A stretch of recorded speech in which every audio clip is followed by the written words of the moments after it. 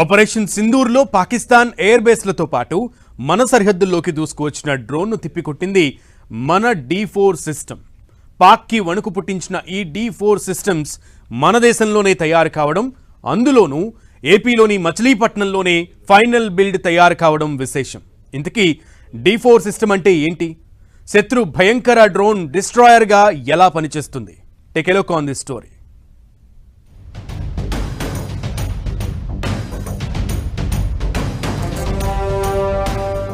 Indian D4 system తో పాక్ పరార్.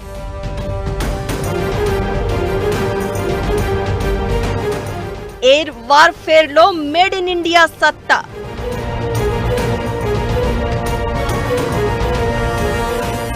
యుద్ధ రీతి మారింది, ప్రైమ్ మినిస్టర్ మోదీ ప్రకటన. ఇక ఉగ్రవాదంపై యుద్ధం నిరంతరం.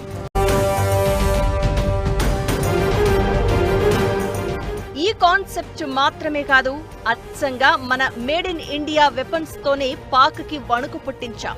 అందులోనూ మన మచిలీపట్నంలో తయారైన డ్రోన్లతోనే పాకిస్తాన్ పిడక పీకేశాం. హైదరాబాద్ లో జామర్లు తయారైతే బెంగళూరులో రాడార్లు, బందర్లో వీటన్నింటినీ కలిపి శత్రునాశనకారిగా మార్చి పాక్ పై ప్రయోగం చేసింది భారత సైన్యం.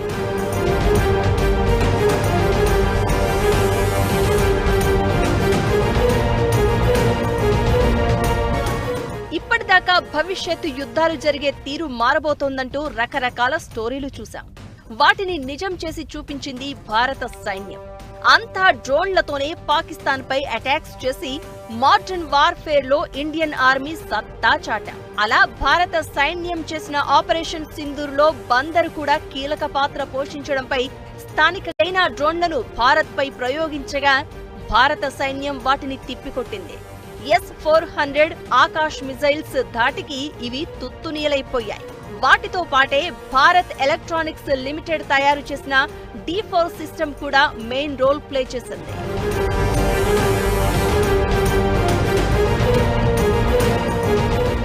D4 అంటే డ్రోన్ డిటెక్షన్, డెటర్ అండ్ డెస్ట్రాయ్. ఇందులో రాడార్లు, లేజర్లు, ఎలక్ట్రో ఆప్టికల్ సిస్టమ్ ప్రధాన పాత్ర పోషిస్తాయి. ఈ D4 వ్యవస్థలకు కావలసిన రాడార్లను బెంగళూరు యూనిట్ లో తయారు చేయగా, జామర్లను హైదరాబాద్ యూనిట్ ఉత్పత్తి చేస్తోంది. తర్వాత వీటిని ఆంధ్రప్రదేశ్ లోని మచిలీపట్నం యూనిట్ కు తరలించి మొత్తం ఆయుధ వ్యవస్థని తయారు చేస్తారు. అంటే D4 సిస్టమ్ ఫైనల్ బిల్డ్ తయారయ్యేది ఇక్కడే.